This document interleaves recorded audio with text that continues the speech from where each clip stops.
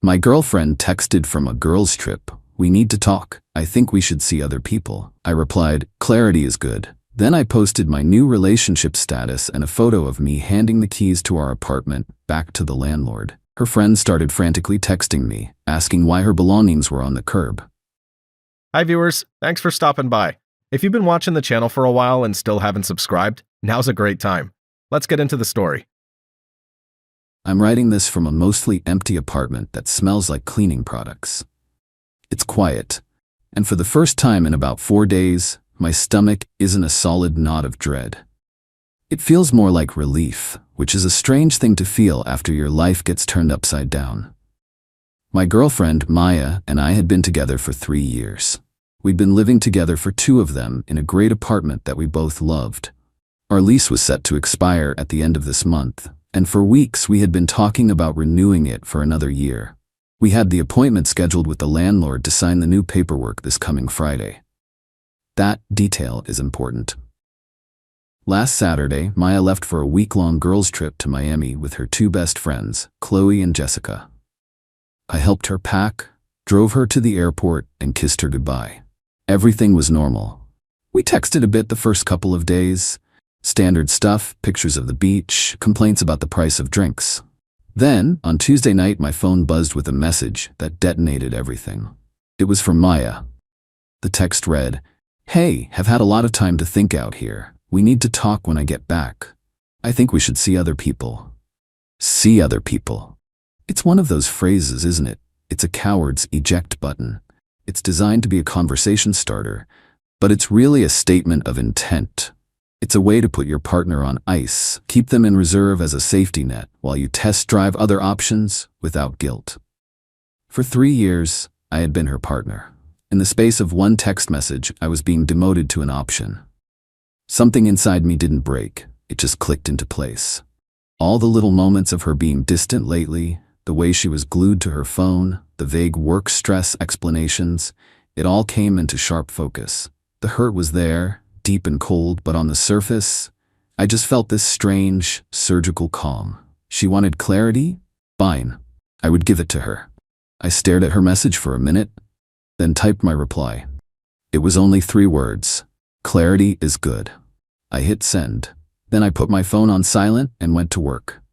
The next morning, I called our landlord. I explained that our plans had changed and that we would not be renewing the lease. I confirmed that I would be vacating the property and returning the keys by our official move-out date, which was this Saturday, just 3 days away.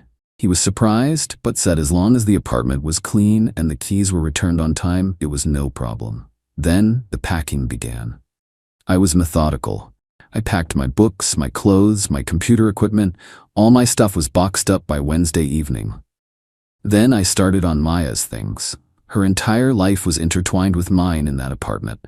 I packed every piece of clothing, every shoe from her ridiculously large collection, every makeup palette, every framed photo of us. I emptied her drawers and her side of the closet. I took down her art from the walls. I boxed it all up carefully, labeling each box with a black marker. Maya, clothes, Maya bathroom, Maya sentimental.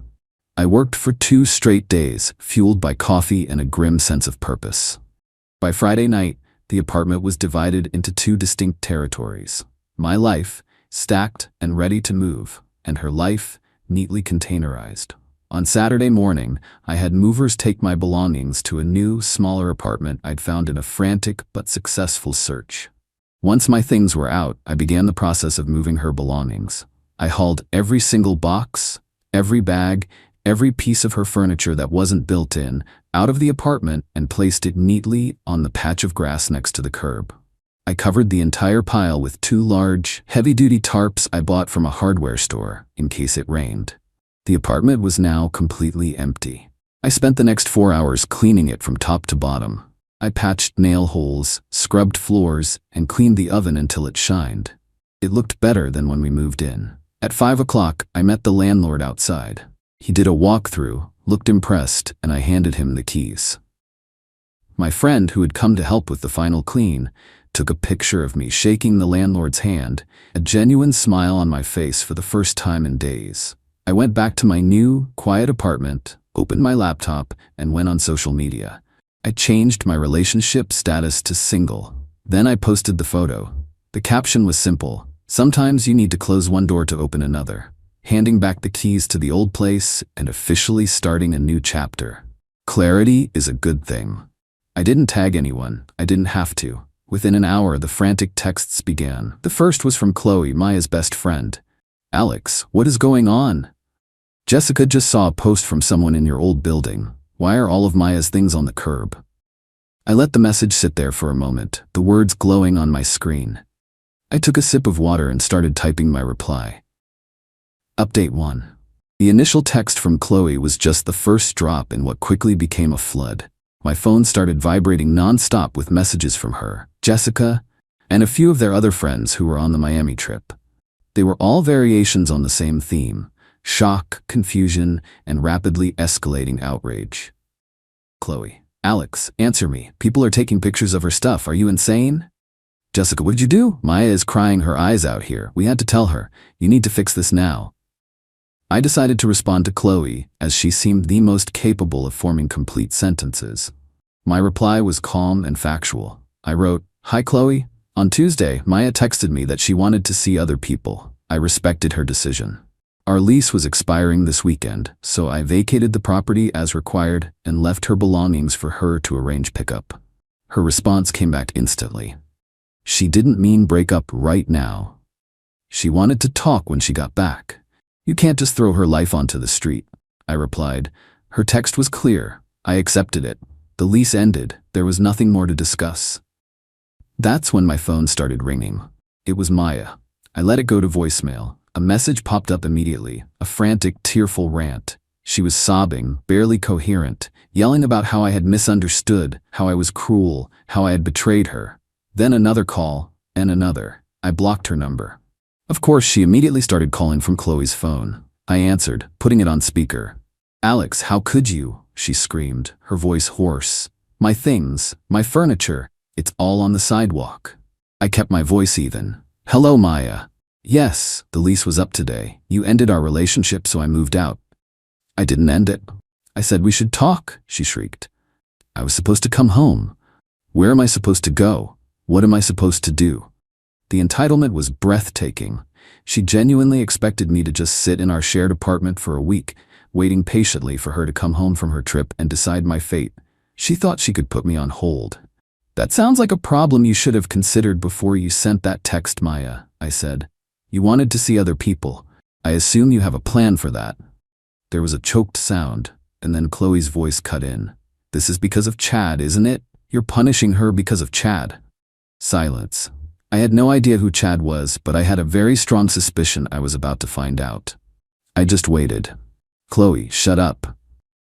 Maya hissed in the background. Too late. The pieces clicked. There was a guy. Of course there was a guy. Her time to think was a test run with someone new she'd met in Miami. She sent me that text to clear her conscience, to give herself permission to cheat without technically cheating. If things with Chad worked out, she could point to the text and say she ended it. If they didn't, she could come home and say it was all a big misunderstanding and I was her one true love. She wanted to have her cake and eat it too, and I had just thrown the cake, the plate, and the entire table into a wood chipper. "I don't know who Chad is," I said into the phone, my voice like ice, "but it sounds like you do. Maybe Chad has a place for you and your things to stay." I hung up and blocked Chloe's number too. The story was now clear. She hadn't gone on a girls' trip, she'd gone on an audition. Later that evening, I got an email from the landlord. He wrote, "Alex, just a heads up, I received a very distraught call from Maya. I informed her that you vacated the property legally at the end of your lease term and that she has no further tenancy rights. She was very upset, just wanted to keep you in the loop. Hope you're doing okay." My actions were logical, legal, and final. She had made her choice, and I had simply facilitated the consequences with maximum efficiency. She wanted to see other people? Fine. She was now free to do so, completely unburdened by a relationship or an apartment. Update 2. The week after Maya's disastrous return from Miami was a masterclass in escalating blame and attempted manipulation. It seemed her vacation romance with Chad evaporated the moment he realized she came with a mountain of curbside baggage and a raging drama vortex. He was a fun time, not a moving service. Suddenly she was back in town, with no boyfriend, no apartment, and a pile of belongings slowly being picked over by curious neighbors. Her friends, I assume, helped her move everything into an emergency storage unit, a task I'm sure they enjoyed immensely. After a few days of silence, which I savored, the next wave of attack began, this time from her family. Her mother called me. I made the mistake of answering. She started with a sweet, disappointed tone.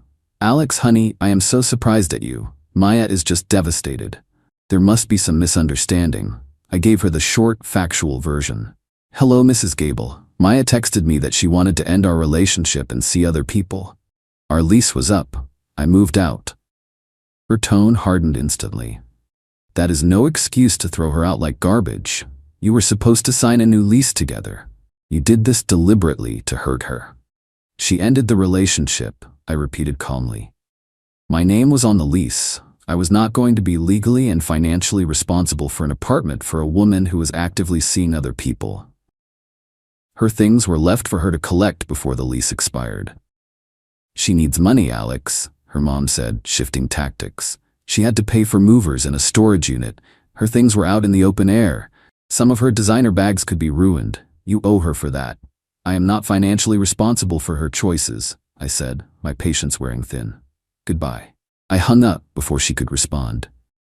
Next came the social media campaign. Maya posted a long, rambling story. It was a masterpiece of victimhood narrative, full of vague allusions to trust being broken and being abandoned at my most vulnerable. She posted a teary-eyed selfie with a caption about having to pick up the pieces of my life, literally, with a photo of her boxes in the storage unit. She didn't name me, but she didn't have to. The comment section filled with her followers offering sympathy and condemning the anonymous monster who did this to her. A few mutual friends messaged me, asking for my side. I didn't engage in a public battle. I just sent them a screenshot of her original text message to me. For most people with common sense, that was enough. The narrative of me being a heartless monster started to crumble when people realized I was simply reacting to her own words. The best part, however, was the text I received from Jessica, the other friend on the trip. It seemed she had a conscience. She wrote, "Alex, I'm sorry about all this. What you did was harsh, but I get it. Maya was with that guy Chad all week. She told us she was going to soft launch the breakup with you so she could see how things with him went. Chloe encouraged it. I told her it was a bad idea. I just wanted you to know it wasn't all in your head." I thanked her for her honesty. It was all the validation I needed. Final update. It has been about 2 months now, and the dust has fully settled. The smear campaign against me fizzled out when the full story started to leak, mostly thanks to Jessica and a few other people who saw the situation for what it was. It turns out that a story built on entitlement doesn't hold up well against one built on simple, verifiable facts. Maya's life, from what I've heard through the grapevine, is a mess. She is currently living on her friend Chloe's couch. The friendship is apparently under serious strain, as Maya is not an easy houseguest and contributes nothing to bills, all while complaining constantly about how unfair her life is. She tried to make another run at Chad, but he wanted nothing to do with her drama. She even tried one last desperate move about a month ago, sending me a long, rambling email. In it, she claimed I owed her thousands of dollars for the security deposit that she believed she was entitled to, plus compensation for her emotional trauma. I didn't reply. Instead, I forwarded the email to my lawyer, who drafted a very simple cease and desist letter. It stated that any further attempts to contact me or demand money would be treated as harassment. She went silent after that. As for me, life is good. My new apartment is smaller, but it's mine. It's calm and quiet. A few weeks ago, I received a check in the mail from my old landlord. It was my full security deposit. Included was a handwritten note. "Alex, the apartment was left in immaculate condition. Thank you. Wish you all the best." Seeing that check, that note, felt like the final word. It was quiet confirmation that I had done the right thing, handled my business cleanly, and closed the chapter with integrity. The ultimate irony is that Maya got exactly what she asked for in her text. She wanted to see other people. I just gave her that freedom immediately, without the safety net she assumed she would have. My revenge wasn't about being cruel, it was about refusing to participate in her game. I refused to be the backup plan. I took her at her word and acted on the logical consequences. She thought she could press pause on me while she auditioned a replacement. She learned the hard way that other people have an off switch too. She wanted clarity, and in the end, she got more of it than she ever bargained for.